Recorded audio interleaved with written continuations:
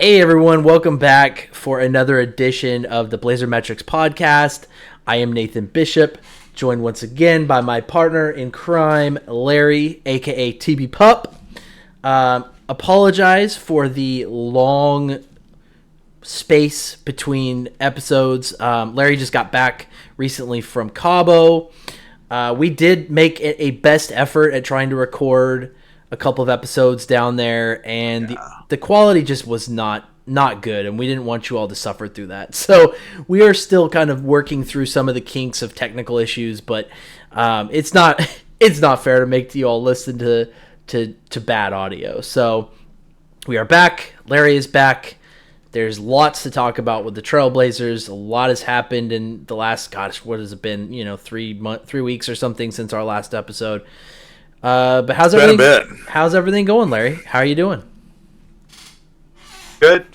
Back from, man, it was a little over 3 weeks. Cleaned up a little hurricane damage and painted and yeah, looking at maybe some other business opportunities down there. So we'll have to get the audio figured out for down there because I will be down there probably more often. So that was definitely my issue down there. One, I didn't use my earbuds, which I've learned now I need to every time so you don't get feedback. But the internet down there was just a little too sketchy to do a show. So that's on me. But glad to be back. Blazers are at the very least competitive. I mean, this is, they came within a couple of minutes of being 4-0 on a road trip, which is insane. So there's a lot of good things to talk about. You see some growth with some of the younger guys. Certainly, having some of the players back, depth has helped them with Scoot and Malcolm being back now for a few games. And Ant is probably not far away from what it sounds like, and then you're going to go from not having your top guards to having a log jam. So we'll see how that works out. Yeah, so this is what I'm thinking for this show. So we're almost a quarter of the season through. I mean, so we played 19 You games, believe that? 19 games, I think. So we're really close to 25% of the season being gone. And so I think this is a good place to kind of just look at where they are and how the team has played so far and how some of the new guys are doing. So, I mean, what jumps out to you as positives? Like, what are you happy about? What's impressed you so far in the first, almost 20 games? How do you think it's gone so far? Honestly, well, as competitive as they have been on the road for as young as they are is pretty surprising. They have played, I believe, the most road games or tied for the most road games of anyone in the league. I think maybe with our friends down in Miami, I think have the most road games. So there's going to be some home cooking now. Who knows how they do with that? They haven't played well at home, so 2-5 maybe so far, but they're missing some guys. They have more now. Um, they've gotten guys back. Honestly, if Robert Williams hadn't gotten hurt, I'd almost think that this might be a play into late playoff team. The way that they've been starting to look, which you know might mess up the draft pick down the road. I mean, that's for whatever happens. But the way Golden State's going, we might get a pretty good pick from them. So they're just really the way that they're playing on the road with as young as they are, and the way that they are playing defense in a way that they haven't played defense in 10 years. It's fun to watch. Even when they lose, they are competitive and they're making plays that you appreciate the hustle, you appreciate the energy. It is just more fun to watch, win or lose, than it has been in several years.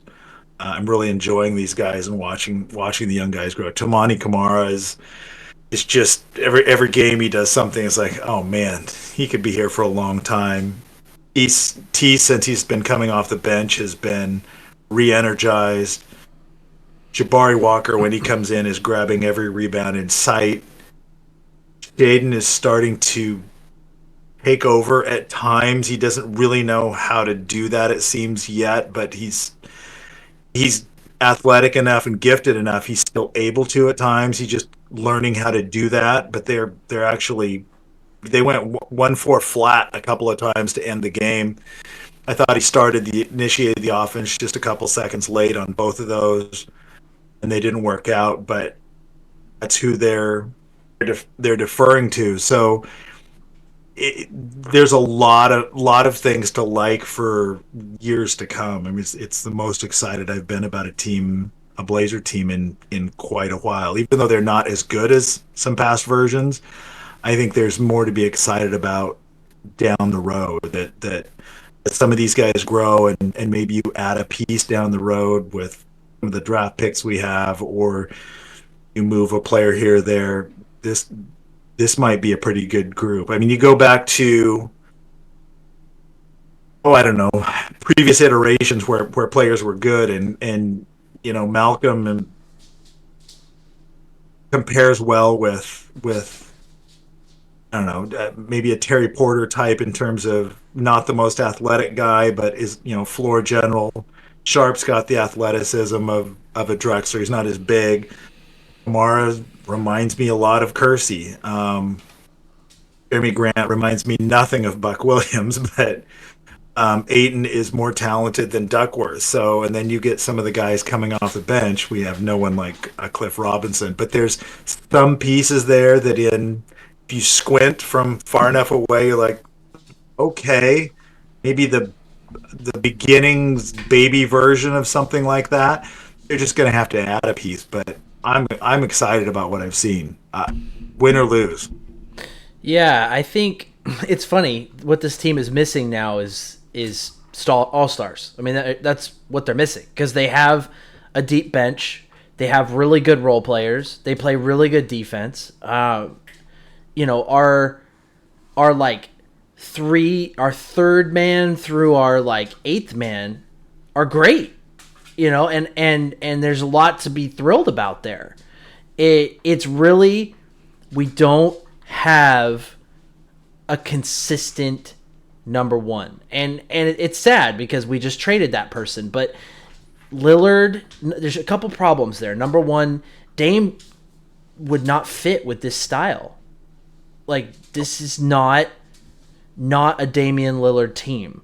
He would not have brought the intensity on defense. He would not.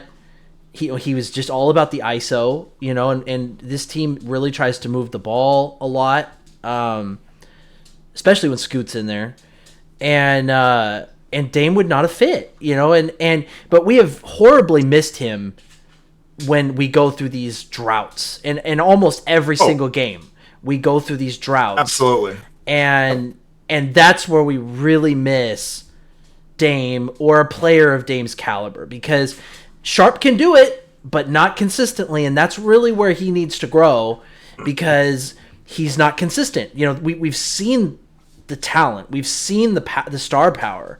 He can't do it every game, and he can't do it on command. When you need him to. When we have those where the Bucks are down 26 and they start making a run, and there's just nobody steps up.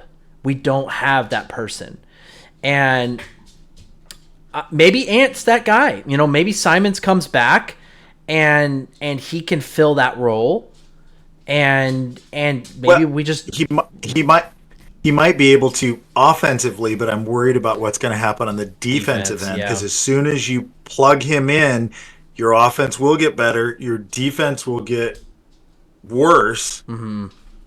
And is that enough of a trade-off? There are enough other guys if you surround him with, because if he plays, Scoots, say to close a game, when they need, okay, well, Scoot's not going to play then.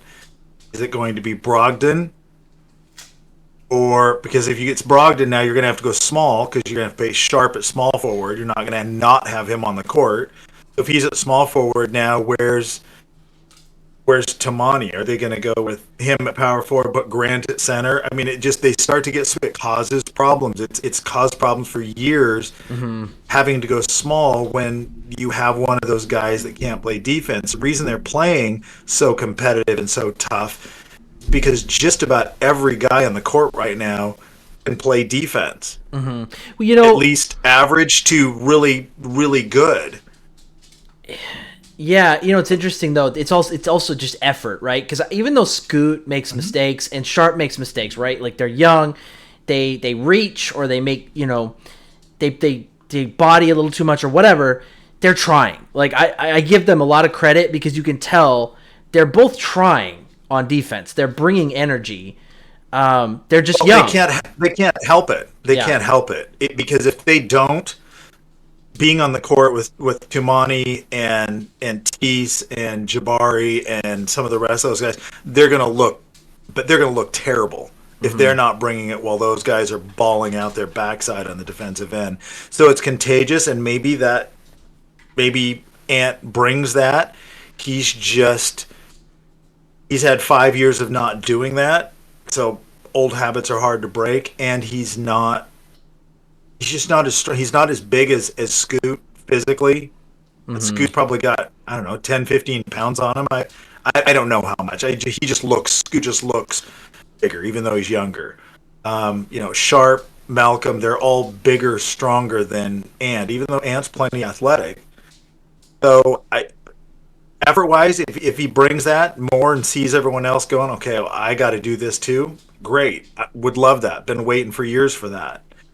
But he's got to be at least somewhat effective with that, and we'll see if that can be the case. But yes, his offense is desperately needed down the stretch when they've got to have a just go-to buck. But that's okay. You want these guys learning this. You want them to go through the struggles of, okay, it didn't work. Okay, how do we do it better? Shaden's figuring out where to get a shot when he wants to.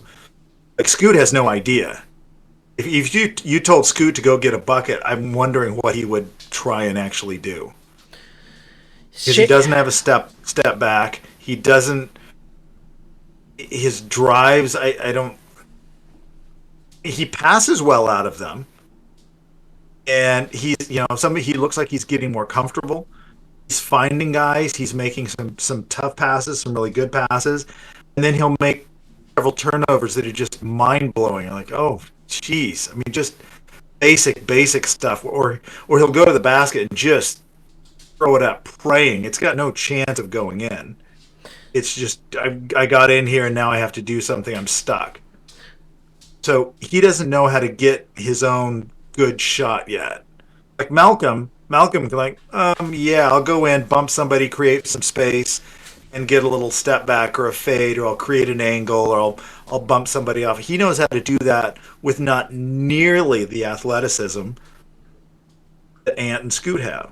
But that's experience. He's 30 years old. He's got 10 years on him. He's got good size. He's got 10 years. He's got good size. He's got good strength. They're learning how to do that. So Ant knows how to do that on the offensive end. But I don't mind these guys learning, because they're going to have to learn. For this team to be good, you talked about the All-Stars. Well, Shaden's probably going to have to be one of those. The problem is, where's the other one? And I don't think it's on this roster now.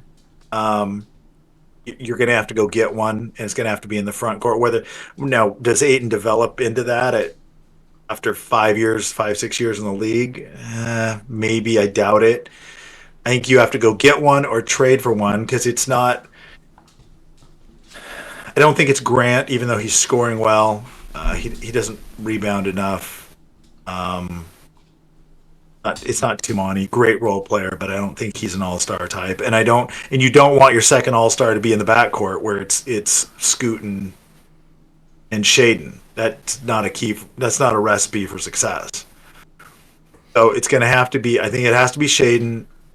It's going to have to be somebody that's not on this roster yet. So we're a few years away still. Yeah, I mean, I think we even said this before the season started. I think Shaden's the star of the team. I think he's going to be the superstar of the team. The question, but I think Scoot, as long as he continues to develop, I think Scoot is going to be the motor. And because he has this infectious energy. And he's a willing passer, So what I'm impressed about by him is that he seems to he makes passes where I'm like, how did he see him or know that the guy was there? Like, he had one pass against the Cavs, I think, where he drove into the paint and threw this pass. It was like, I don't know if it was behind his head or it was like, it was like a looping pass all the way over to, I think it was Thibault in the corner. And It was in the corner. And he buried a three. And I was like, how did he see that? So it's like, he knows where everyone is, he doesn't always, I don't see him making as many of like the bad passes that he was early on in the season. Like the ones where it was like, dude, you can't do that. The window isn't there. And all I really want from Scoot is to see growth. And I feel like since he's come back from the injury, I feel like we've seen that. Because, I mean, first of all, in the 5 games since he's been back, he's shooting 35% from 3. So that's a bonus. He seems, Oh, it's a massive improvement. Now, I think 2 things have happened. One, well, first, let's go back to the play you were describing. I think if it's the same one, did you see his reaction afterwards? Oh yeah, he was pumped. He jumped. He kind of jumped up and down. He could just a little hop, and he had a big grin on his face. He knew it was a good pass. He was happy that the shot went in. He's happier about that than when he makes a bucket. So that bodes well for this team. He likes to set people up. He likes to see that. He likes to make the engine run. I agree with that. He could be the engine. That's great. And as he learns to shoot a little better, I still think his left hand's a little too close to his right on his release. I think it's affecting it a little bit to where it's tough to get consistency. I wish it was just a little more off on the side when I watch him shoot. But he's starting to make some shots, and it looks like what he's doing is he's adjusting to the speed of the game. It was too fast for him. Now he's come in. He's playing against some second stringers, at least to warm up, and maybe he'll play against some starters later on in the second half. He's getting used to the speed where he's not making as many bad. He'll still have he had a couple to start, 2 or 3 to start the last game. The first 2 times he touched the ball, he shot 2 threes and had a bad turnover. It's like, okay, shooting your worst shot and you just gave away a ball, and it was a bad turnover. It was a really bad one. There's, some aren't so bad. That was terrible, but he's not doing it as often. He is starting to hit his shot. I think he had a career high last game, and when he makes just one, it seems to really help his confidence. Because guys aren't playing. I think the first one he made, the guy was 7-8 feet off of him. He wasn't even playing him. Like, go ahead, take it, and I'll probably give you the next one. If you hit 2, maybe I'll come out there and guard you. But your percentages say you're not going to. But it gave him a little confidence and little energy, and defensively he's big enough and strong enough. He's still got to learn, but he can body up and recover on some of these guys where someone like Ant or Dame couldn't or wouldn't. Ant might not be able to, but Scoot has that physical ability to recover a little better. And then when you watch how Tamani recovers, I mean, it's infectious. Like, oh, okay, I got to play that hard. I got to play like that guy. That second round throw-in guy with the 8 and trade that's chasing down blocks and picking people's pockets. You got to play like that. Yeah, I think the thing that really cracks me up is Scoot talks trash. Like, I can't remember which game it was, but he hit a 3 over in the corner and then just immediately turned around and was talking trash to the opponent bench. And I was just laughing but it's like adorable trash talk. You know what I mean? Like, it's not like, it's like he's so pumped up and excited that it's like, it would be like a 5-year-old talking trash, like he's so excited and just like enjoying it that it's not the same, right? Like, it's not like if Dame was talking trash, so I'm just happy to see him improve, and I think it's going to continue to get better as he gets more of a feel for the game. But you and I were texting about this, and I wanted to bring it up really quick, and I really think this plays a huge role in why it's taking Scoot longer to adapt. I am very unimpressed with the G League. Like, as a means for developing talent, compare it to Division I college, it is not great. I mean, the games that I've watched with the remix, it is maybe just barely a step above Summer League in terms of structure.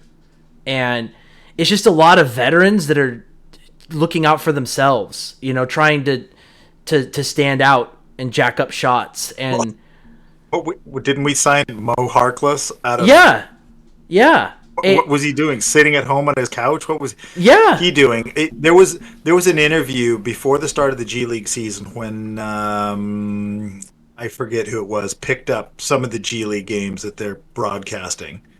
Tubi, I think. It might be Tubi that's broadcasting them.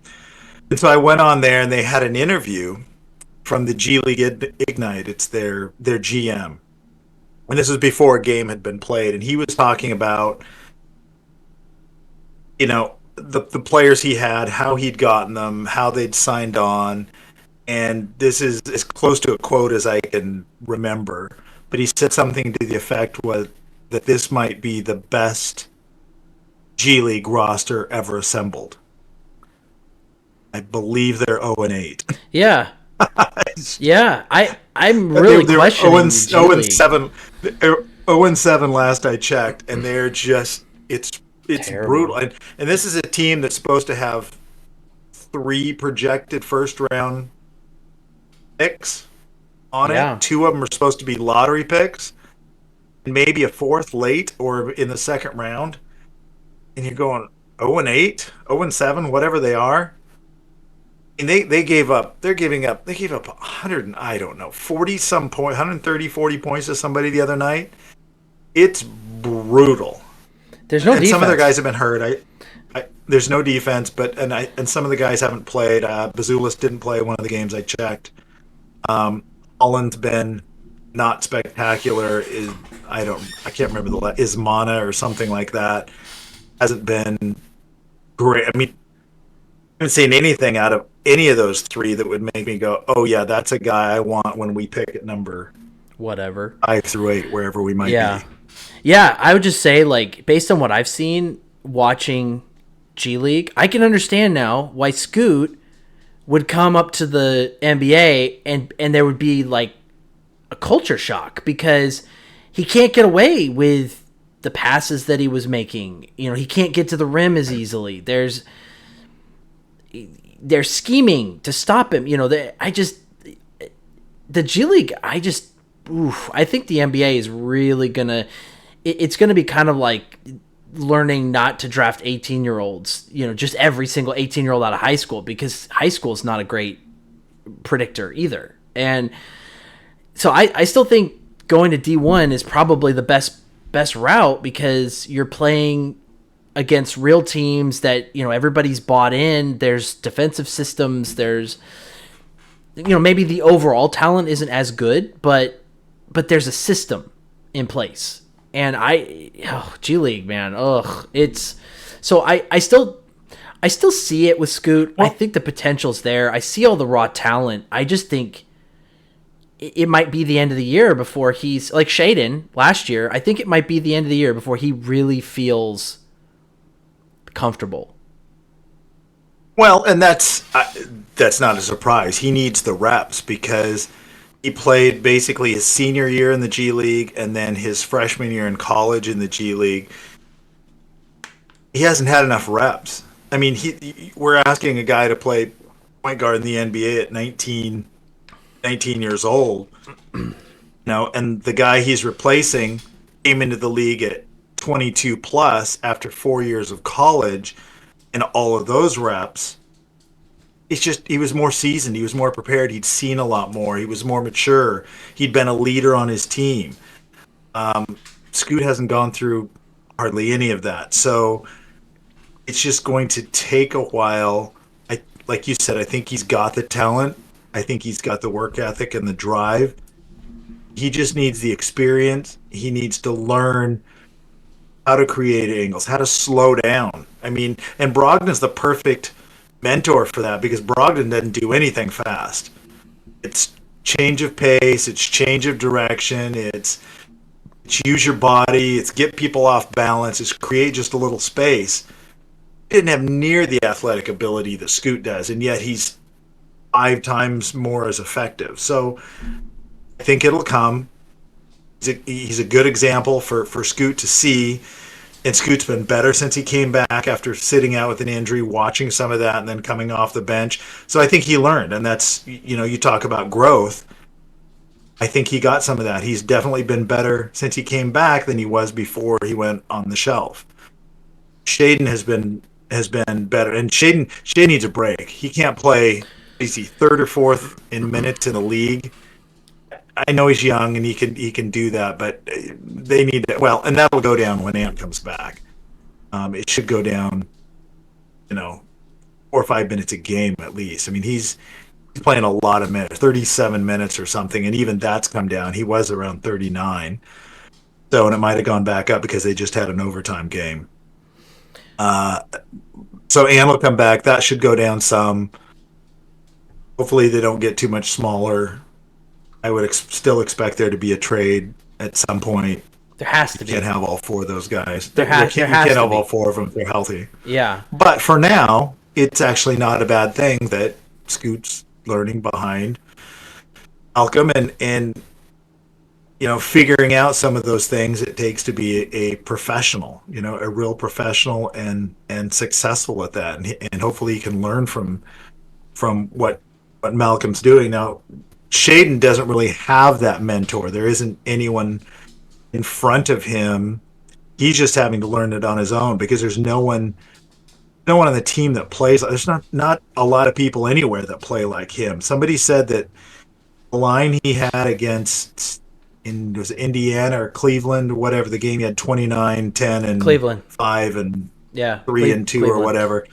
Like, he was the 3rd youngest player to ever have those combined numbers in NBA history. Yeah, his rebounding is great. Okay, that's a pretty some elite company in terms of numbers wise. And they said who the 2 people were, and I forget who it was, but that's what he did and what he has been doing is incredible, and he's kind of learning it on his own. He doesn't really have someone in front of him to show him. He's just having to go out and do it.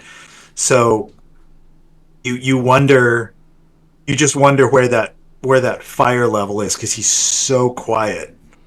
Maybe he's that silent assassin type of guy. But so was Dame, though. Like, I was thinking about that. Dame was so quiet too. Not Shane's quiet all the time, right? But Dame was not quiet off the court, but he was pretty quiet on the court. Yeah, for a while, because Aldridge was the guy, and Dame was coming in, but you could just tell Dame had it, and I think you can see that Shaedon's got now.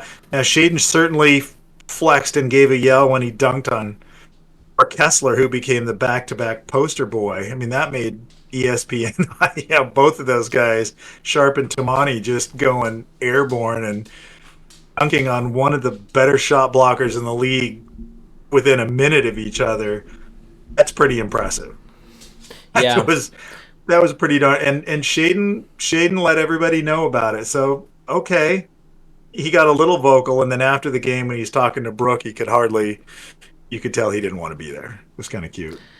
Yeah, so Shaedon, I think, you brought up the minutes. I think that was part of it, but honestly, I think he's more comfortable playing off the ball. And when Scoot and Brogdon were both out, they had him playing point guard a lot, with Mays. And Mays. He can do it, and I actually I think I posted this on the forum, but like the thing I've been most surprised about with him this year is his passing.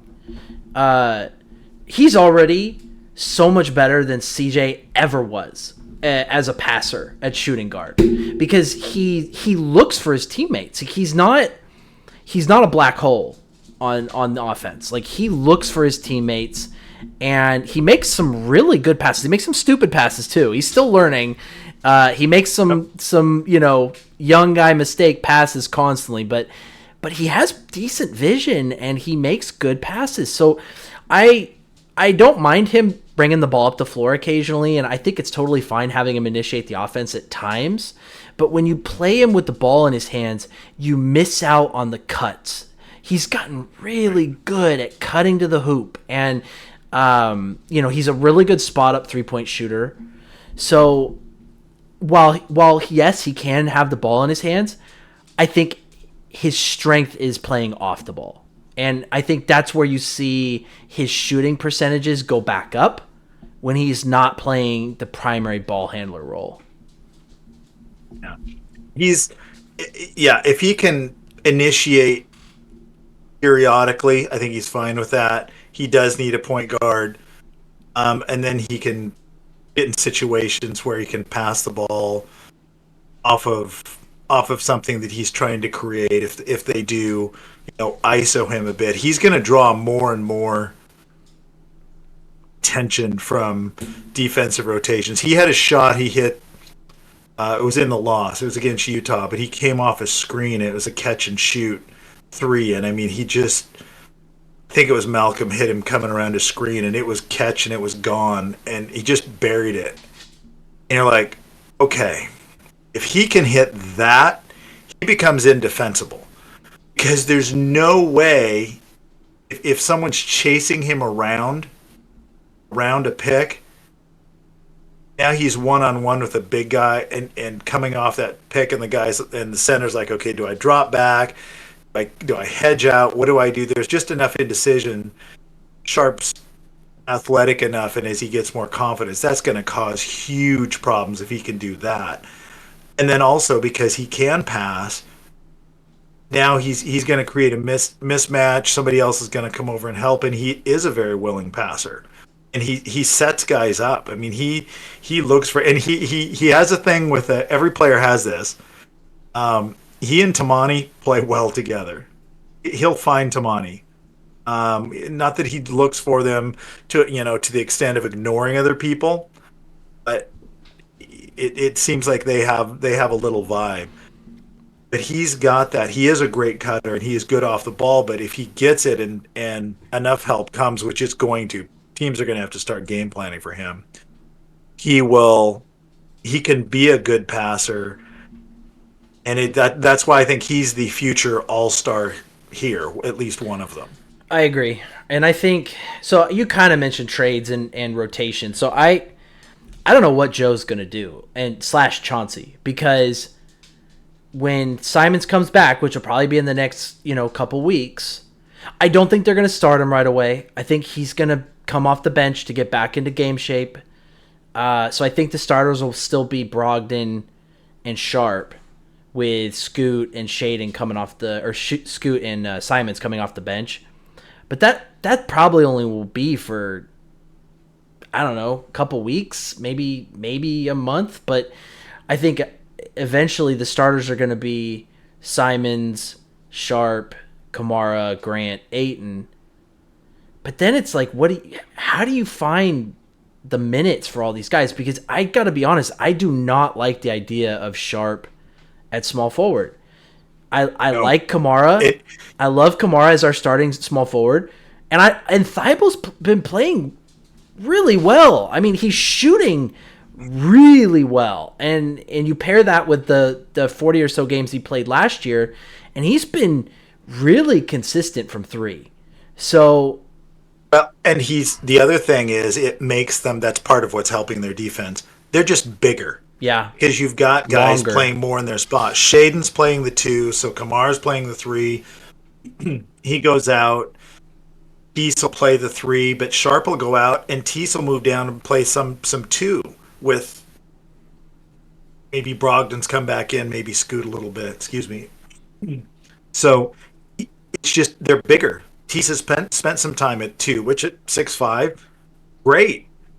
You get Tease and Kamara and Jabari on the floor at the same time with whoever it's been, I guess, Drop Reith, who apparently has one of the highest plus minuses in the entire league.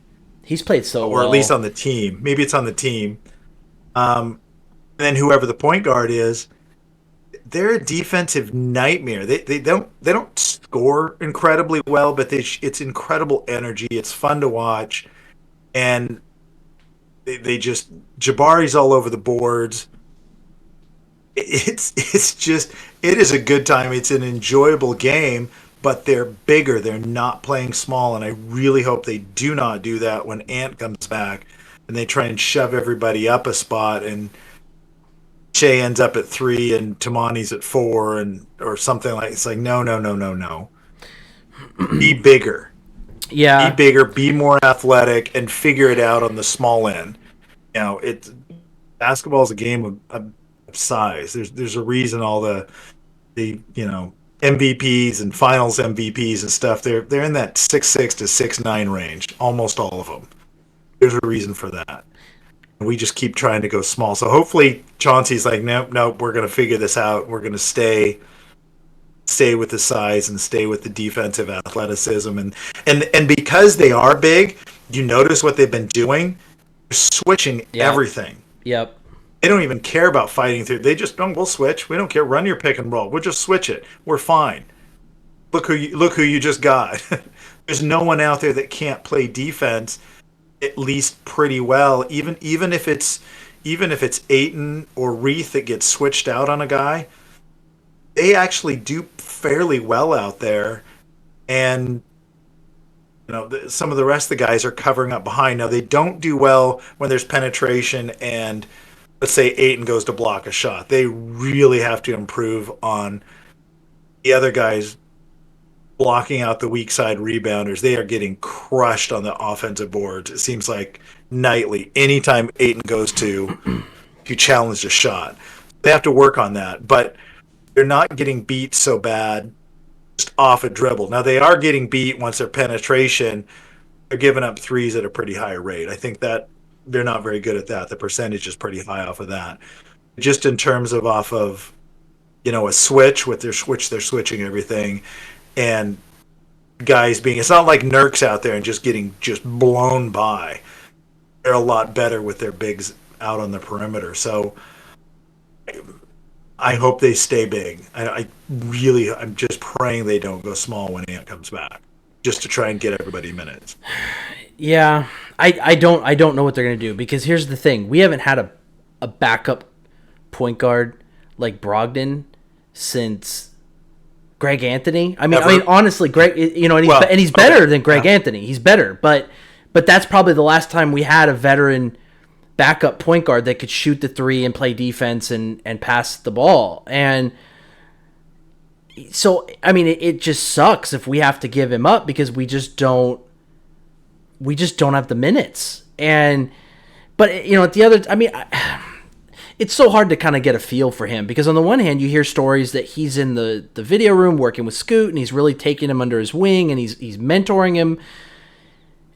And I hate to lose that, but at the same time, he's 30, and he kind of deserves to be on a contender right now, and we don't need guards. And so this is probably one of the toughest decisions Joe's going to have to make, because I don't think we're going to trade Grant unless a sweetheart deal comes in. You can't find guys like Grant. You can't. I mean, we haven't had a forward like Grant since LaMarcus. And he's not as good as LaMarcus, but it's been that long since we've had a guy that's like 6'9" or taller that can shoot the ball and defend and play that position. I went back and watched the Pacers game, and when is the last time that we had a power forward that could abuse a team like 5 or 6 possessions in a row? I mean, in a row, he took them down, and I think they tried several different people on him, and he just kept taking them down into the post and scoring at will. We haven't had that since Aldridge. I mean, that has not been in our repertoire since Aldridge left. So, if he'd done any of that against Utah, we would have won. He was as good as he was that game. He was terrible the Utah game. Yeah, he had a really bad game against Utah, and then he got knocked out with a head injury. So, we haven't heard if he's okay or not. There's been zero updates from the team. I was listening to Locked On Blazers with Mike Richmond, and he doesn't really fume. Mike's such a cheerful dude, but he was as close to fuming as you can get about the fact that the Blazers have not put out a single release about the status of Jeremy Grant. They don't. And that's they don't do it. The most you'll get out of them is day to day or waiting for a reassessment or something. That's about all you get. but they didn't even do that. They gave nothing. Like, hey, he's being evaluated or anything. I mean, there's just been nothing on him. So we don't know if he has a concussion or anything. But I don't think we trade him because he's playing well. He's shooting really well from three, and we can't replace him. Jabari's great as a backup, but he's not a starting power forward. Right. No, we don't have that position to. We don't have depth at that position, so you don't trade him. But we do have it in the backcourt, and that's why I do think you trade Brogdon, and there's a market for him. And then you let your young guys, Ant's back. He's more the veteran. He's not the same as Brogdon, but Ant and Scoot and Shea, and then Mays gets some mop-up minutes or something. And that's fine. There's just no way you can run with all four of those guys and there's just not enough minutes. No. 96 minutes in the backcourt, and you're just not gonna spread that over four players and get. I mean, I suppose you could. 24 minutes apiece, but nobody's happy. It's not going to be enough. That's Shaden's playing 37, so he's not going to go from 37 to 24. So I just don't see it happening. Yeah, I mean, I don't think they'll trade him until the deadline because they're going to want Simons to get back and get in shape and an opportunity to kind of work back into the system because I mean we're a completely different team. From whatever team he played on, this team is night and day. And so I think if there is a trade, it will be right close to the deadline in February. But you and I talked about maybe trading Thibault, and I don't want to. I mean, at this point, he plays really good defense. He's been really good from three. He's on a cheap contract. He's still pretty young. He's only like 25 or 26. I can't remember exactly, but I wouldn't trade him. He's a good locker room guy. No, he's the only issue with him or actually any of these our forwards can't dribble. Yeah. Thibault can't dribble. Grant can't dribble at all. I mean, every time he dribble, if any spin or any go in a direction or change of direction, he loses the ball. Kamara dribble a little bit. Jabari doesn't really have a, so they need a forward that can make a play, and right now they don't have that. But no, I agree. Tease is perfect in his role right now and what he's doing, and it takes pressure off some of the younger guys, and he really seems to have embraced coming off the bench and being a terror. I mean, every night he's a menace. It's great to watch, and it's infectious. So, but at some point, we're going to need that someone in the front court who can, because right now it's Brogdon. Shaden's not bad. He still needs to improve his handle. Scoot's getting better, but it's not great. Ant's got a good handle when he comes back. But outside of that, there's no one from that position on up that really can make a play with the ball very well. You might get a good pass out of them, but in terms of creating with the ball in their hands. So somebody's going to have to do that. If Tamani can grow into it, maybe. Grant's not going to develop that at this age. I doubt Tease is either. Jabari doesn't seem like that type of player. So it's either Tamani or it's someone that they're going to have to get, either draft or trade for down the road. I'm just not seeing it in the draft, though. This draft looks terrible. No, it does. It looks awful. Well, which is why if Golden State keeps losing, do they go full tank to try and keep their draft pick? This top four protected, and then we get it next year, which they may be even worse next year, and I think it's just up one or two, maybe just one protected, and we might get it next year in a better draft. Or do they realize that and go, no, let's give it away this year. We don't want to give away next year's because that's the Cooper Flagg draft. Now, it wouldn't give away Cooper Flagg because he's likely to be the number one pick, and it would be protected for that. But honestly, if they're that bad this year, they're only going to be a year older next year. and whoever comes out of the draft, you wouldn't think is going to make that big of an impression on them to make them better. That pick could be pretty darn good next year if they don't get it this year. Now, who knows? They could still turn it around. Steph could get hot. Clay could, whatever. They've got talent, but it's just getting older. And Peyton's out for again. Chris Paul got hurt, which he's like 39, 40. Of course he did. Steph's getting up there. Clay's just not looking. He's having a terrible year by his standards.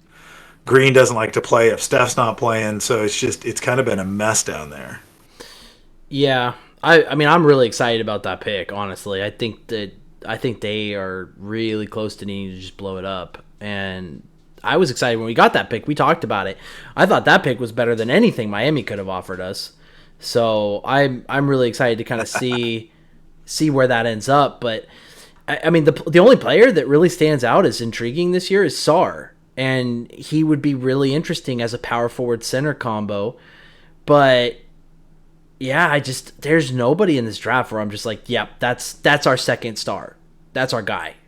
Because I'm seeing Sarr's probably your highest ceiling guy, but boy is he inconsistent. Mm-hmm. I mean, he'll make a play that's incredible and then he'll just disappear, which is what kids do at that age. So, not judging him too harshly, he would seem like the best if somehow although the Blazers keep winning games, they're not getting anywhere near him because the rest of this draft doesn't look very good. So I can't imagine he's not one or two unless somebody really comes on here late. Well, but that means next year won't be great either. I mean, we'll start December. We'll be too good to be at the top of the draft next year. I mean, I think right. Unless we dump a bunch of veterans, right? Unless we get rid of Grant and Brogdon and then we take a massive step back, but I just don't see it. This team's progressing too quickly. Well, that's why almost you wouldn't mind if Golden State tanked this year and kept their pick, and then we get it next year, and it might be the better because I think the Blazers probably still in the lottery next year, but they're probably in that 10 to 14 range, where this year I thought they would be in the 4 to 8 range. And right now, if they had won that game against Utah, I mean, literally, they came so close to being 4-0 in this road trip. It's almost scary. And then it'd be like a game out of the play-in if they'd done that.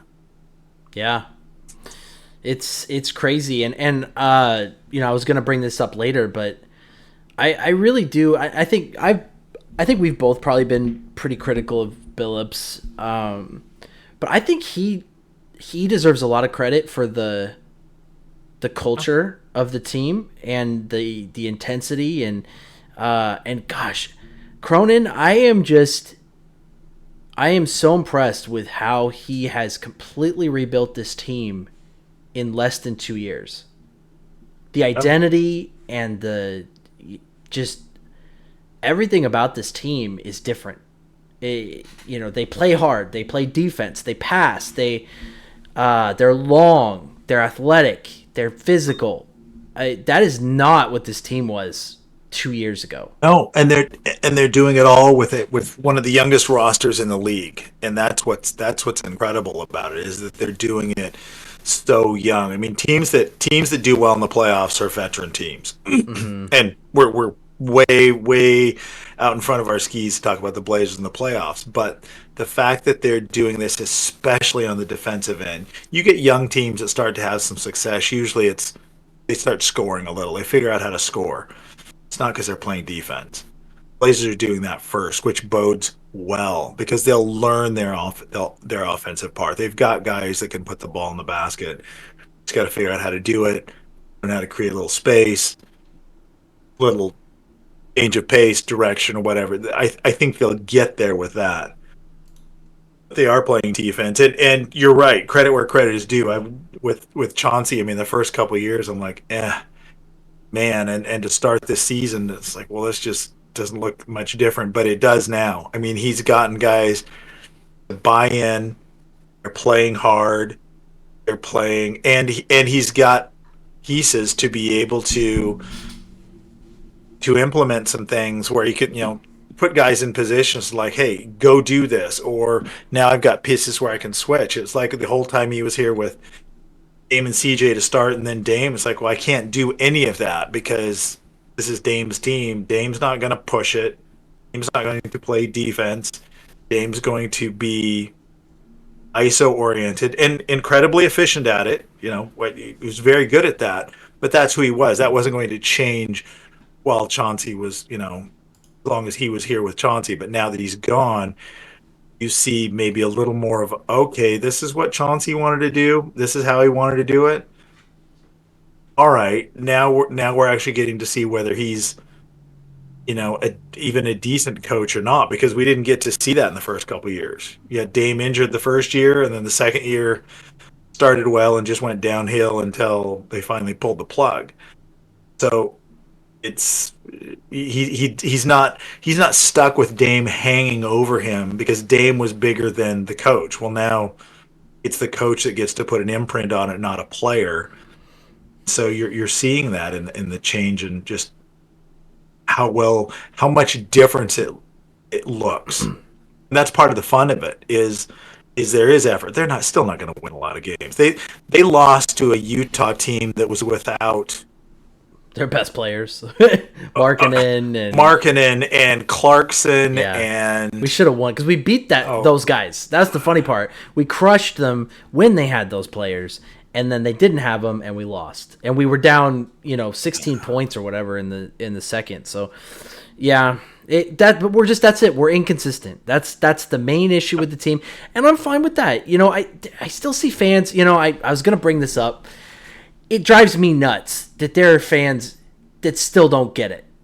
Like, this is a development year. If you're getting blown out by 50 by the Thunder, that sucks. Just just turn it off. Like that's gonna happen, right? Blowing a 26 point lead to the Bucks, yeah, that's frustrating. But we're not tanking. There's a really important distinction to be made here. We are not intentionally trying to lose games. This is not like last season or the season before. We're trying to win, but we are not doing it at the expense of developing our young guys. So, we're trying to get minutes for Scoot and Shaden and Kamara and Jabari. And so, yeah, we might not always win because we want to give some of these guys the opportunity to learn and experience things. Some people were complaining about the fact that we left Scoot on the floor when we were kind of giving up the lead and losing to the Bucks. And I was like, why? He's getting the opportunity to play in a close game against one of the best teams in the league with two of the biggest stars in the league. He gets to experience that. He gets to see what it's like, the intensity. You can't buy that. That's the kind of thing that he has to experience firsthand. And yeah, the moment's probably too big for him, But if we lose the game, who cares? We're not trying to make the playoffs. If we don't make the playoffs, fine. So I think some fans still just have not let go of that. They get angry. They're like, oh, why didn't Chauncey do this? Or what is going on? It's just like, guys, calm down. Like, enjoy the ride. Watch these guys develop. They're playing so much better as a team. Obviously, they don't have the talent that Dame brought, but they weren't winning with that either, and they hadn't in years. What was it, 4 years since we'd won a playoff series, and we just 3 2 years since we'd made it. 3. Because 2019 was when we went to the 2019 is when we went to the Western Conference Finals, and then the next year was the COVID year, and we got knocked out by the Lakers in the first round in the bubble, and then 21 was when we got beat by the Nuggets, and that was that embarrassing year where Dame was just playing out of his mind, and the rest of the team just let him down. But it's been 4 years. It's been 4 years. Yeah, you're right. This would be because this year will end in the year 24. So you're right. So yeah, 20, 21, 22, and 23. Yeah. Yep.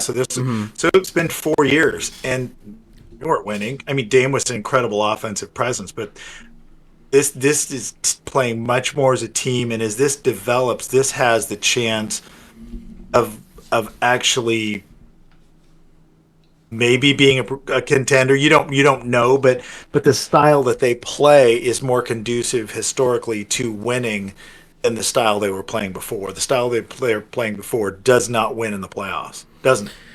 No. What they're doing now has at least a chance to. Now they've got to get more pieces. They've got to get more talent. They're still way low on the talent.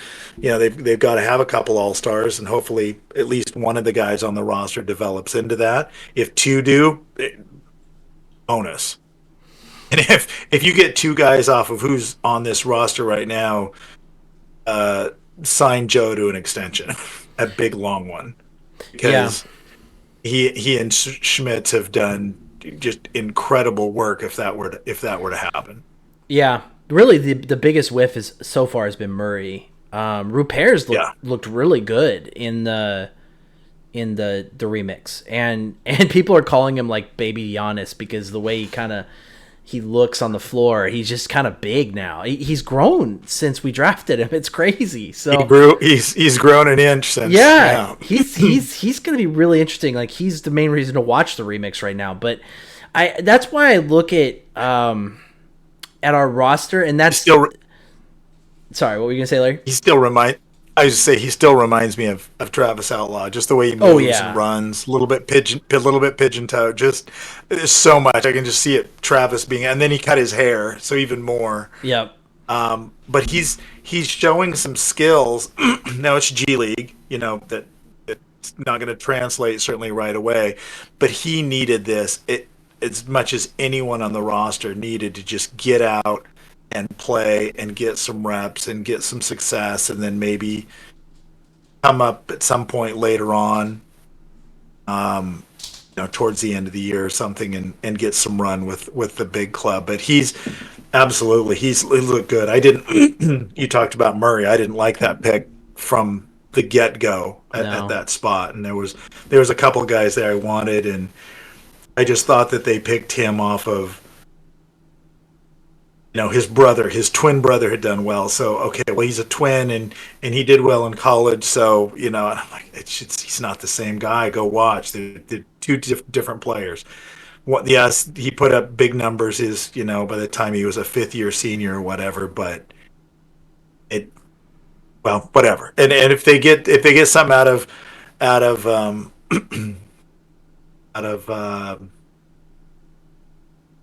Repair and Scoot develops, and then they get something out of Tamani, who they traded for, I guess you can live with a whiff. But Murray shows nothing of being able to contribute anytime soon. And I think it starts with his shot. It looks like he's doing almost like a squat straight at the basket. He's just not angled. We've talked about this before. I don't like that shot at all. I don't think consistently he's going to make that in the NBA. It's too slow. He's too squared. Yes, you want to square up to the basket, but not the way his hips are doing it. And that's me looking at it. That's just my opinion. I mean, he's in the NBA, so what do I know? But just when I see that, I'm like, that doesn't seem like it's going to translate. And I can see him being a throw-in with someone else at the deadline or next year or something. I don't see where he fits on this, because look who's passed him up already. He's a first round draft pick. Kamara's passed him up. Jabari's a second round pick from last year. He's passed him up. And they're both, I think Murray's older than both of them. Well, Kamara's older. He's an older rookie. But he's certainly older than Jabari. I don't see where he's going to play anytime soon. In fact, I could see by the end of the year, Repair might pass him up. If not by the end of the year, by next year. Yeah. See, here's the problem though, this is why I'm just like, this is why I didn't hate Grant's contract when we gave it to him, and this is why I'm kind of like, ooh, I don't know if I'd trade him. There just aren't that many guys out there that play power forward. It's so weird because you used to be so many. But if you go back into the early 2000s, it was like there were so many power forwards that were long and athletic and could shoot. I mean, Sheed and Dirk and, you just start going down the list, and it was like there was tons of them. That was why it was so hard to make an all-star team. Garnett, and, there was just tons of them. And now you start going through the league and you look around and you're like, there aren't that many young forwards that kind of fit that mold. And I just don't see that with Murray. So we might not be able to trade Grant unless we draft somebody or somebody just falls into our lap. But yeah, Murray, I don't really see a spot for him right now. I mean, if he gets his three to a consistent level, I mean, and I'm talking, he has to be like Matisse. He has to be able to hit 30 to 40% of his threes, or we can't play him. I mean, he just doesn't do anything else. So I don't know. I think the main issue with the team is consistency, and that's gonna come with more reps, more time. The one player we haven't really talked about is Ayton, and I just want to say with Ayton, I am fine with what he's doing. Yes, he's a little bit overpaid. He's not a guy that's going to give you 20 and 10 every game because we just don't really do a great job of putting him in that position. We don't use him. Yeah, we don't put. He had, but the announcers the other night were talking about he had like 3 shots going into the fourth quarter or something, and it was like, well, and he's shooting nearly 60%. Oh yeah, so it's not like his mid-range shot is money. Not, he's so good with the mid-range. We don't get him many lobs at the basket, off a pick and roll. We don't get him many pick and pops. They just haven't really figured out how to do that yet. And maybe when Ant comes back, he gets a little more of that. Scoot kind of seemed to have a little something with him when he was starting, but now he's coming off the bench, so he doesn't play with him a lot. Mm-hmm. But he seems to be underutilized, but he's not. Seems like he's being a good soldier about it. Rebounding, he's playing defense. His rebounding has come down a little bit. Because we're not missing as many shots. Get him I think he needs to be a little more involved because after a while, if all you're doing is rebounding and playing defense, you're just kind of okay. Well, I'm shooting 60% from the field. It's not like I'm bricking it up. I could use a couple more shots here. Because you're just wanting me to play defense, and that's what happened in Phoenix. Is they asked him to do that, told him they would take care of him, and then didn't. They just all they did was match an offer from Indiana, and so he's like, "Hey, really sacrificed. Was the anchor defensively for this team to get to the finals. Gave up a lot, and you guys didn't reward me." And so, he's new here, but at some point, if he's getting 3 or 4 shots a night, like what happened, now I think he picked up a couple late. You got to get him more involved in that because he's efficient with it. It's not like he's not making shots. He's efficient with it. They've got to do a little better job of figuring out how to get him shots in places where he can, is his strong suit, because he's got a nice little jump hook. He's got a good mid-range shot. He's certainly athletic enough on a roll. I find it hard to believe they can't get him a few more shots than that, and it's going to make it easier on the rest of the team too. They did it with Indy. I mean, that's the weird thing. He came out on fire against Indiana. I mean, they were getting him the ball in good positions. He was putting up those little kind of baby hooks and mid-rangers, and he looked fantastic against Indy. And then, then we go against Cleveland, and they have 2 really good big men in Jared Allen and Mobley, and then we went against Utah, and they had Walker Kessler, and I don't know, I think we just kind of, that's the problem, we kind of just forget about him. So I've been really happy with him, though. I mean, his screens still need some work, but overall, he tries, he plays good defense, he rebounds, he has, good nights here and there, and so he's definitely been what I've hoped for so far. I mean, I didn't expect him to be some kind of huge dominant center, so he's better than Nurk. I would much rather have him than Nurk, so I've been satisfied. Yeah, he's been. I thought he would score more. I thought they would use him more. So I don't know if I can be disappointed with that because he's really not getting the opportunities like we're talking. And it's not like he doesn't call for them, but he had something last game where there was a switch and he had some guy, I think it was Talen Horton-Tucker, pinned, and he was calling for the ball. He was demanding. It's like, hey, I got a mouse in the house down here. They wouldn't throw it to him, and he kind of you could see he was a little disappointed. Like, really, if I'm not going to get it with that, what do I do? Um, they'll miss him on rolls. There will be a pick and roll, and he's got an easy dunk. They don't really look for him very well.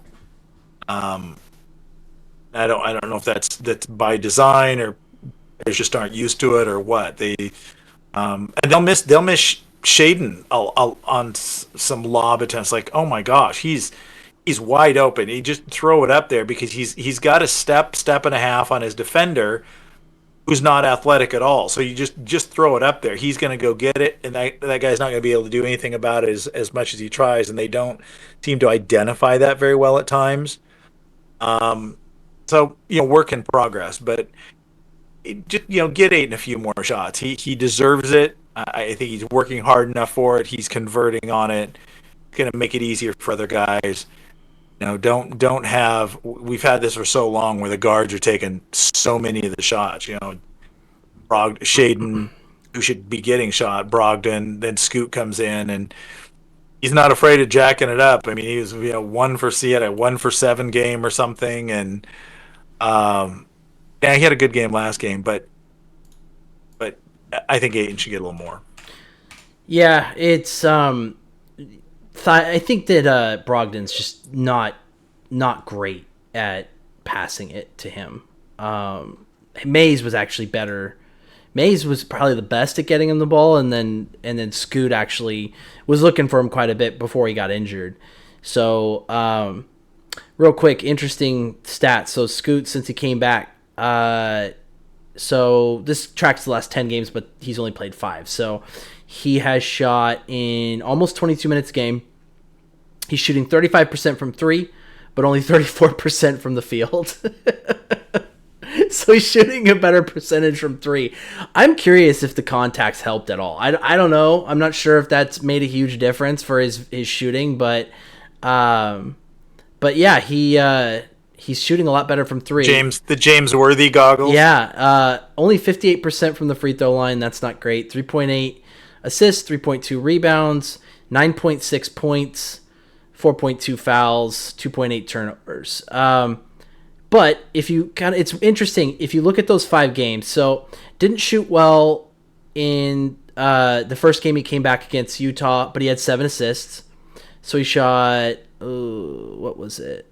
He only shot 14% in that game. I think it was 1 for 7 that game. But he got 7 assists. Then he shot really well against Milwaukee. 50% from the floor in the first half, 75% from the overall 50% from the floor, 75% from 3, but only had 1 assist. So it's like if you actually look at his stats, the games that he shot well, he didn't pass the ball very well. So he had 13 points back to back in Milwaukee and Indiana, but only had 1 assist in both games. Then he didn't shoot well against Cleveland and Utah, but he had 7 assists in those games. So it's like when his shot's not falling, he looks for his teammates more. He had 3 assists in this last game against Utah. He shot 40% from the field and 40% from 3. So he's kind of all over the place, but there's still growth. Like he looks a lot more comfortable than. I hope he's open to getting I hope he's open to getting a shooting coach this summer. You just have to do anything during the middle of the season, but.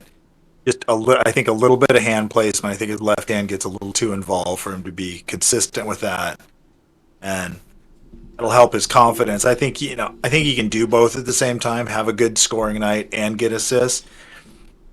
But he's just learning. I think it's probably a confidence thing, and he gets caught up in a little bit. When he hit some shots against Milwaukee in the first half, he was just giddy. He was like. I mean, who hasn't scored a career high against Dame's defense? I mean, there's some guys that even I think got signed contracts out of that. There was a little guy who played for Dallas years ago that played, and he just he's like a 10-day contract, and he just lit up Dame and CJ and ended up getting a 4-year deal or something. A little tiny guy, I forget his name, but Scoot hit some shots against Milwaukee. It was his first pull-up 3 he'd hit all year. He made in that game, and then he hit a couple more. And the second half, it all went bad. But she didn't shoot much. But I don't think he made anything in the second half. It was all in the first half. he gets, you can see him get that confidence. You can see a little pep in his step. It's not that he doesn't work hard. He just learning, and it's going to be growing pains for this year. Fans can't be expecting too much. In fact, they're playing better, I would say now, regardless of record, than I expected them to be. Not even a quarter of the way into the season. There's Yeah, things that I see out there that are very encouraging. yeah. The first few games, like the Clippers and then the Magic, I think you and I were like, we honestly don't know when they're gonna get their first win. We were like, good grief, I they look so bad, Well, and they've to be fair, look at the Magic. yeah, the Magic have played really well. Clippers are kind of a You know, nightmare, we but thought we thought, oh well, here's a chance at a win against the Magic. Magic may be the number one seed in the East right now. yeah, they've surprised me. I really did. I was like, oh, I think we could beat them. No, they're way better than we thought. So, They are legit, and Minnesota in the West. I mean, who I think they're one or two in the yeah, West. I think, and both of those are very big surprise teams, and probably Houston. yeah. I Houston's another one. It's so early though, right? Because things can just fall apart. I mean, the Blazers looked like world beaters in the first 20 games last year, and then they just like tanked. So you never know. I mean, injuries can happen, and teams can look good at first, and then they get scouted, and so I don't know. But I'm not worried about the Blazers getting scouted. This is about energy, right? Like they just play hard. You can't scout that. You know, they're just. I legitimately think we're if Shaden can become consistent and put up 25 a game, and we can have a consistent second like score that's putting up 20 a game. Maybe that's Grant for now. I don't know. This team is a playoff team, not not a team yet that's ready yet to make a deep run, but I think they could get into the play in at least. So who knows? We'll see. I mean, they've definitely been fun to watch because they always try. They never look like they're just like, they didn't show up. They didn't feel like it. So I it's a really enjoyable team to kind of get invested in. So there's a lot to be positive about. I really like it. Well, we're at about almost an hour and 15 minutes. I think we should go ahead and wrap it up here. But we'll have to explore a little bit more, like maybe we'll get an idea of when Ant's coming back, and gosh, I don't know what they're gonna do with the rotation. It's gonna be really weird. So there'll be more to talk about. But anything you wanted to say in closing, Larry? No, it will be interesting to see what they do with that. I think they probably do bring him off the bench at least for a couple of games early, and then someone sprains their toe or something, and they'll use that as a reason to maybe make a little bit of moves. I hope they leave the Monty at small forward and don't start messing with that and just figure out what to do in the backcourt. But it will be, Ant's scoring, and hopefully his thumb doesn't.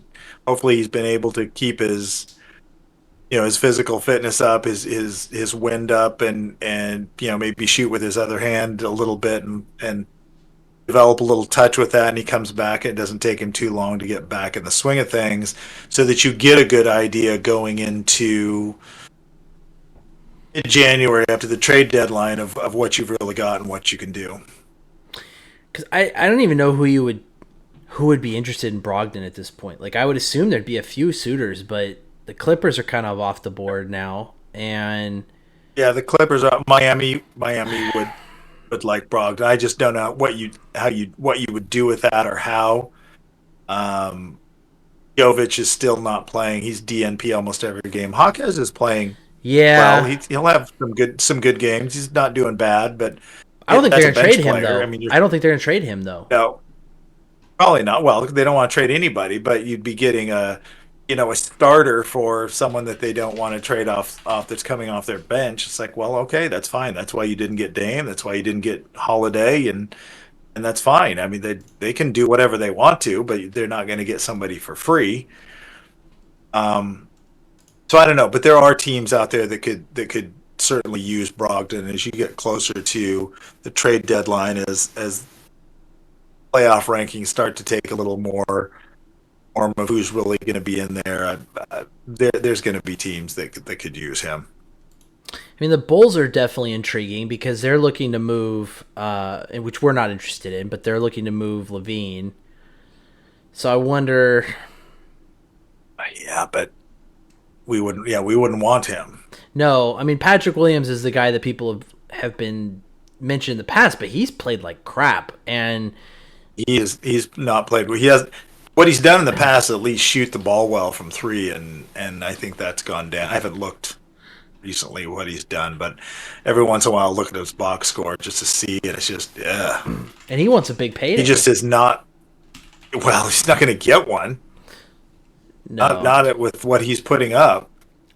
I don't think they've used him properly, but still, you gotta do something with the minutes you're getting, and it doesn't seem to have clicked very well for him yet. 40% from the floor, 31.8% from three. That's not... Which I think last year was 43% from three, maybe. Yeah. It was 40 something last year. I mean, maybe he just needs to change the scenery. I don't know, but yikes. So I don't know. Like, there just doesn't seem like a really obvious. The Magic, maybe. I mean, if they're really thinking that they'd want to explore Simons, though. If the Magic was looking to make a move, they would want to. They really want Simons. They would like Simons. He's their hometown boy. The problem is they're going to ship you back a bunch of guards that we don't want. Mm-hmm. You know, they've got a ton of guards down there that have not played very well, and you would want someone from their front court. Yeah, the Nets are intriguing. I was hoping to, and they're not playing very well either. No, but they have. I thought that they have a kind of a. They've got some good pieces. They don't have. Yeah, Brogdon could certainly help them out. Yeah, because they have no incentive to tank. They have no incentive to tank right now because they're, you know, they don't have their picks. Yeah, I mean, Cam Johnson's intriguing. He's not playing badly. I don't know if they'd give him up though, but he's 27, so he's kind of on the fringe of the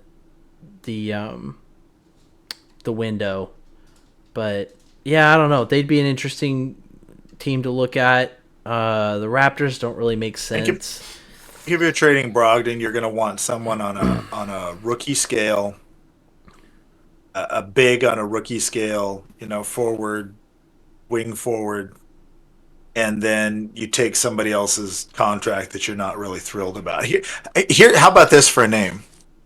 He's not playing now, and I figured that this would happen when the player that was going to take his spot came back from injury. Now that Holmgren's back for OKC, Pikachu Pokachevsky is not playing at all, and he's a unique player. He's not great at anything. He's got good length. He can shoot a little bit. He can pass. He can dribble a little bit. He's like Holmgren, very light, not just light, very light. But he's sitting there and he's going into his fifth year, and they're gonna either offer him a qualifying offer or just, you know, not qualifying offer. He's a restricted free agent. If they don't, he's unrestricted. That might be interesting because they don't have the minutes for him. It's so funny that you brought up OKC because I just had popped them open in the trade machine. I mean, they're interesting because they have so many picks. They have so many picks that they have to trade picks because they can't keep drafting players. They don't have the spots for them. They have so many picks. So, and I think that they could definitely use another scorer, ball handler to play with SGA. So, I mean, I don't know. They're a team that would be interesting. Miami, maybe. The Nets. I don't know about the Sixers. I mean, they've got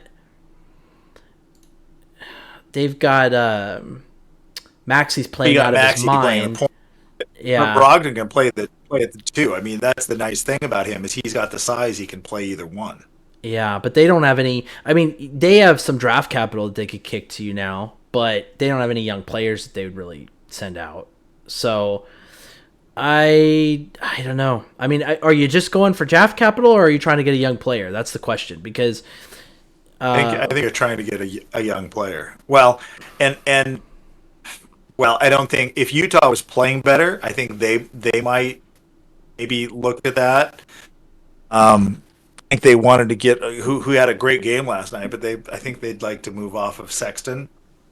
But I don't want him here. I'd want Hendricks out of that, but I don't think they're going to give him up.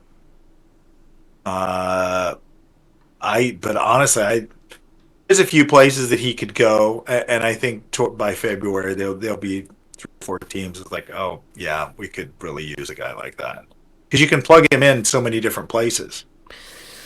Yeah, or you look to move Simons and you keep Brogdon as if he's okay with it, you keep him as the perfect backup third guard, and as essentially a coach on the court. I don't know if he's okay with that. Honestly, I don't know. I haven't really got a good read on like how he feels playing on a team that's not in the playoff picture when he's 30 years old. And I've heard people report or say that he and Williams both want to be here and grow with the team. And that's fantastic. Like if that's true, I just Simons has more possibilities. Williams, so that's why yeah. I don't. Well, Simons you're probably going to get the most for. Well, I think you get a decent amount for Brogdon just because offensively, defensively, he can run a team. He's efficient. He was a 50, 40, 90 guy last year. Simons is the scorer, but how many good teams are going to just want to score to come in and put up just 25 points and is that going to disrupt things? Brogdon's not going to disrupt anything. But I don't know. I mean, maybe Simon seems more like a off-season summertime move. Yeah. Brogdon seems like if they were, I mean, it could happen. Anything could happen. But Brogdon seems more like a trade deadline move. Simon's maybe at the summer. If they were going to move him. Which is the problem because like if you're going to keep Brogdon, then you got 4 guys, and so you just try to like figure it out with Shaden at the 3, until the offseason. Because at the end of the day, I don't think Simons is going to be happy coming off the bench. And long term, the goal, at least for now, is Scoot and Shaden. I mean, that's the backcourt of the future. If everything goes the way it's supposed to, that's who's supposed to be starting at those 2 positions. So where does that leave Simons? And I don't see him wanting to come off the bench. Even if he's still getting 30, plus minutes a game. He's 24, he wants to try to. Dame's gone. He thinks it should be his time, and I don't blame him. This is his chance to prove to the league that he could be a 25 points per game guy, and I think that's well within his abilities. I think he could easily average 25 points a game, but I just don't see how that's going to work out. So, the crazy thing is like you could send him to the Spurs, but God, you could be potentially be creating a monster, because if you send Simons to the Spurs to play with Victor, you're setting yourself up for a real tough time if those two gel. I mean, for a long time. Victor's 19, Simons is 24. Like you're building your competition in the next 3 or 4 years, and but they need a guard in the worst way. I mean, they do not have anyone that can get Victor the ball. I mean, Malcolm would be fantastic there. I just don't think he's too old. But God, he's too old. I don't think the Spurs are interested in winning any games again. Yeah. If he were to go to the Spurs, I think that's a summertime move. Yeah. After they get a draft pick and whatever. Oh, you asked about anything else, and this is not Blazer oriented, but real briefly, I know we got to go. What bowl of Wheaties did Zion Williamson eat since he's come back? Holy buckets! Yeah, it's been on fire. Yeah, I mean, just now, how long can he do it before he gets hurt again? But that's the problem. My gosh, he's been on a run. Yeah, that team. If it's healthy, is insane. Ingram, Oh yeah, and I mean CJ hurt now. I haven't really paid much attention to them, but yeah, when they're healthy, that team is insane. oh Trey And Murray and Valanciunas. I mean, they're loaded. Herb Jones, he was out for a little while and then he came back. That guy killed me in fantasy. Um, but yeah, their issue is health. Our issue is consistency. Their issue is health. And you go out and I don't know what it is, but some players are just naturally injury prone. And I don't know if it's a diet thing, but or they don't take very good care of their body, or maybe they're just unlucky. I don't know, but those guys are, if they can stay healthy, they're, could be one of the best teams in the league. So, yeah, I guess we'll just have to wait and see if they can stay healthy. But yeah, Zion's a nightmare if he's actually healthy. Yeah, well, he always has been, and that's been the thing is he just has not been able to stay healthy. Hey, Yeah. Portland, we're still at number 5 in the lottery, and we're at 5-9 now because Golden State apparently lost another one. So we have the number 5 and number 9 picks in the draft, which would I have no idea who that would come out or project to be right now. It can't be anything. I can almost guarantee I don't know who the number 9 pick. I'll probably recognize who would be at 5. I don't think I'll know who's at number 9. So here's mock draft. I'll go on mock draft. Number 5. Oh no, that's last year. We want next year. Come on. There we go. Number 5. Don't really know. I've heard his name. That Rasaker or Rasache, whatever his Zachary. Mm-hmm. I don't know who that is. And then at number 9, I can guarantee Ives Misi. No idea, just none. And I haven't heard of. They've got Sar at 1, Collier at 2, Castles jumped up at 3. Holland has fallen off. I mean, Holland's gone. So is Edwards. Edwards Jacoby is Walker. Yep, Jacoby Walker 4. This could, oh, man, Rasache guy. Holland's down to 6. Topics at 7. Cody Williams, pack 12. Well, for another month. 8. This Misi guy at 9. I mean, I don't know any of these. Azulis is clear down at 10.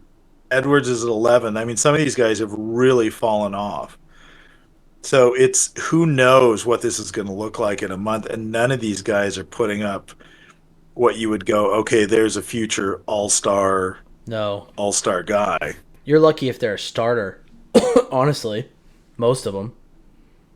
There's another Ignite guy, Almanza. He's down at 26, and so yeah, they've got 3 guys, at least 3 in the. Oh, Tyler Smith. They've got 4 guys projected to go in the first round, and they're 0-7 or 0-8 or whatever the hell they are. That boggles my mind. So what do you do if the best player available when you pick is one of these point guards? Like, what if Collier or Proctor or Castle is there? Oh, yeah. And it's like, what do you do?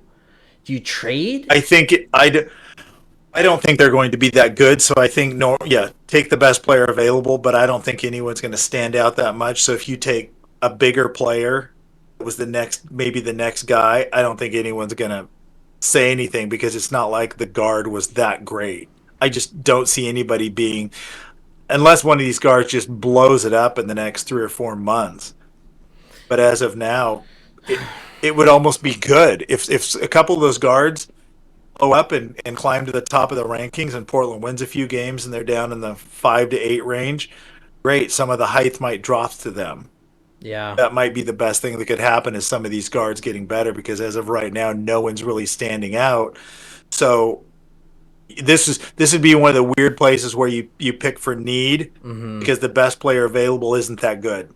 Yeah, there's not enough of a difference, right? So, yeah, yeah. I don't know. I guess that's a problem to worry about in 4 or 5 months. But yeah, the draft that's the bummer. Like you can't even really get excited about losses because the draft is so weak. But maybe some guys will climb up in the college season and really set themselves apart and go, oh, okay, yeah, that guy looks really good. Somebody that just climbs out of obscurity. So, well, Larry, and that will be. We're at an hour and a half. I was going to say. So yeah. Time. We need probably need to cut this one out. Plus, it's after 11, so I'm gonna go to bed.